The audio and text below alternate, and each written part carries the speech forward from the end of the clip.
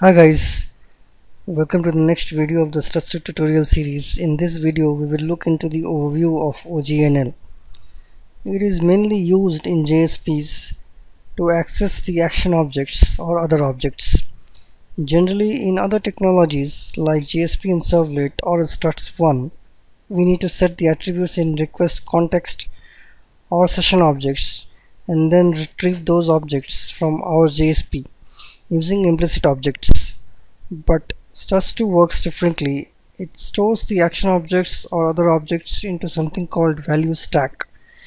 Now this value stack is created for each action invocation before the action objects are created. This value stack is again another object that acts as a container of objects. The difference with other old technologies is that we don't need to set or put our action objects into the value stack. Struts 2 takes care for us automatically. We just need to concentrate on building the action objects. Now, these action objects will be automatically saved on the value stack and later can be retrieved from JSP using the OGNL expression.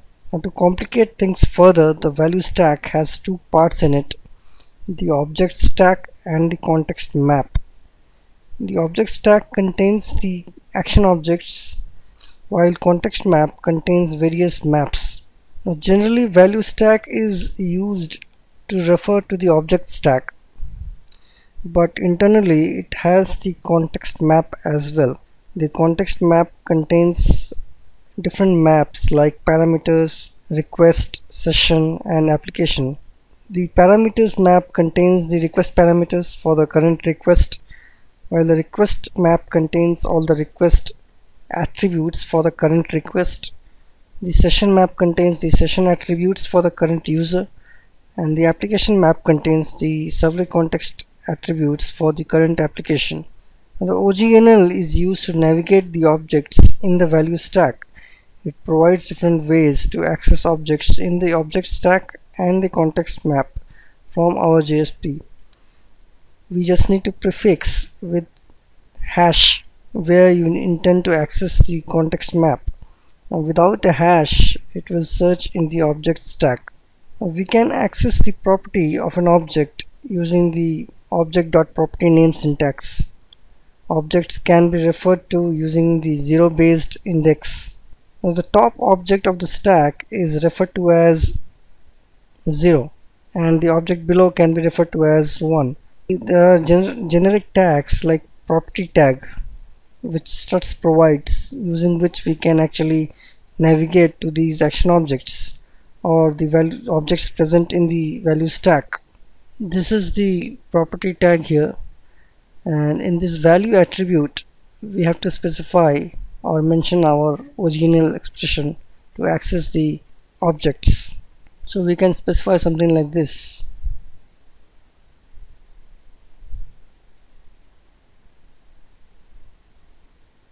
What it does, it returns a name property from the top object of this value stack, and we can specify the other indexes also.